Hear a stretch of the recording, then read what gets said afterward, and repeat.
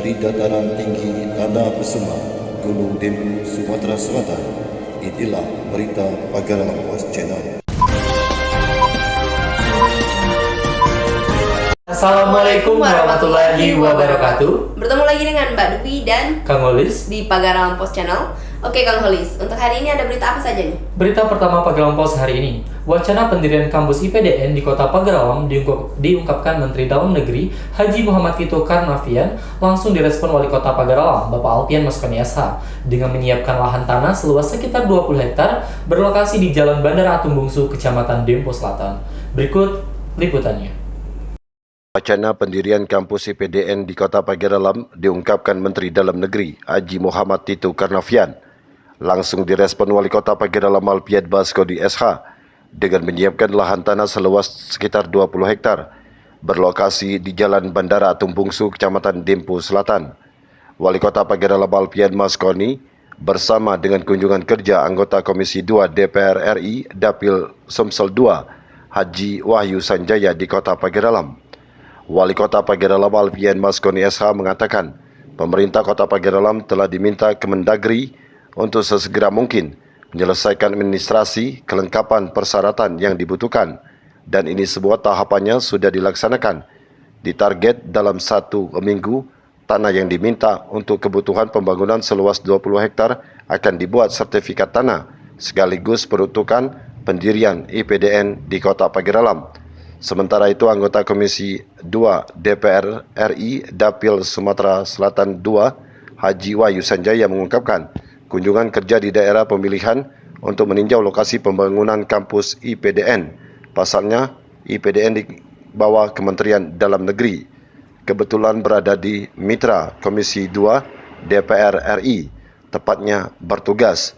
Lanjutnya berharap dengan pembangunan kampus IPDN mendorong perkembangan daerah sesuai apa yang direncanakan Pak Wali Kota Pagaralam, menjadikan Kota Pagaralam lebih maju dan berkembang. Edo, Pagaralam Post Channel. Berita selanjutnya, jelang bulan suci Ramadan dan Idul Fitri 1443 Hijriah, pergerakan harga kebutuhan pokok terus dimonitor Dinas Perindustrian Perdagangan Koperasi dan UKM Kota Pagaralam. Ini tayangannya. Menjelang bulan suci Ramadan dan Idul Fitri dalam waktu dekat ini, pergerakan harga kebutuhan pokok terus dimonitor pihak Dinas Perindustrian, Perdagangan Koperasi dan UKM Kota Pagaralam. Ungkap Kadis Perindakop UKM Kota Pagaralam, Dawam SH, melalui Kasih Bina Usaha Perdagangan Enda Dia SE. Hingga saat ini sejumlah harga sembako masih relatif stabil. Hanya saja saat ini untuk sayuran seperti harga cabai semakin pedas. Sedangkan harga sayuran lainnya seperti bawang Brebes di harga Rp38.000 per kilogram, bawang putih Rp24.000 per kilogram. Ditambahkan Kadis Ketahanan Pangan dan Perikanan Haja Zaitun MSI melalui Kabid Ketersediaan dan Distribusi Pangan Hendriawan SPI MP mengatakan pihaknya juga telah memantau harga sejumlah kebutuhan pokok baik itu di pasar tradisional juga di kalangan. Sementara Hengki, salah seorang agen sembako di Kota Pagaralam mengakui untuk sementara belum ada gejolak harga. Memang ada beberapa harga kebutuhan naik, namun sudah kembali normal seperti terigu dan minyak goreng. Sejauh ini, permintaan kebutuhan pokok masih biasa-biasa saja. Namun, jika dibandingkan tahun sebelumnya, justru turun karena saat ini masih dilanda COVID-19. Edo, Pagaralam Post Channel.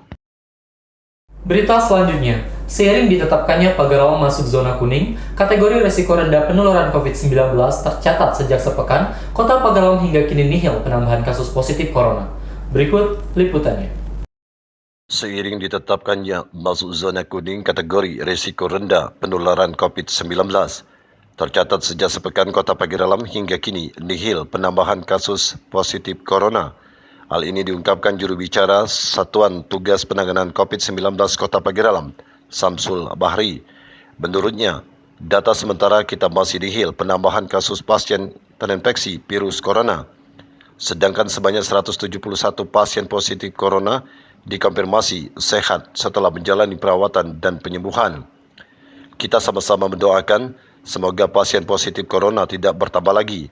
Jelasnya seraya menjelaskan, update data positif COVID-19, yakni data kasus dalam pemantauan sebanyak 1 orang, keterangan isolasi mandiri di Kota Pagar Alam sebanyak 1 orang, isolasi di RS Besema 0, isolasi di ODP Center 0, sementara selesai pemantauan sebanyak 171 orang, meninggal 10 orang, total kasus 182 orang. Ditambahkan Samsul kepada masyarakat agar tidak mengucilkan pasien COVID-19 di lingkungan masyarakat. Selain itu juga tidak panik dan tetap meningkatkan kewaspadaan di tengah pemberlakuan new normal. Ditambahkan Samsul kepada seluruh masyarakat, apapun aktivitas tetap mengedepankan protokol kesehatan. Jangan sampai diabaikan untuk mencegah penyebaran virus corona di Kota Pagar Alam. Berharap masyarakat tetap mematuhi protokol kesehatan. Pasalnya, pandemi virus corona hingga kini belum berakhir. Edu, Pagar Alam Post Channel. Terima kasih telah menyaksikan tayangan kami di Pagar Alam Post Channel. Jangan lupa Like, subscribe, dan komen. Wassalamualaikum warahmatullahi wabarakatuh.